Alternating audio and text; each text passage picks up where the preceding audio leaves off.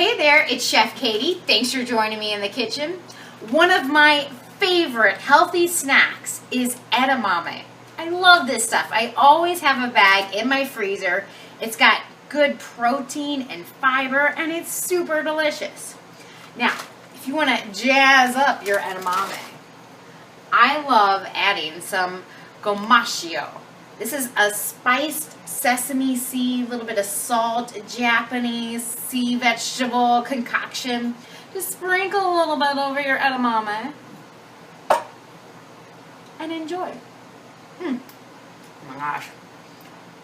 Edamame rules, Gomasio rules, because plants rule.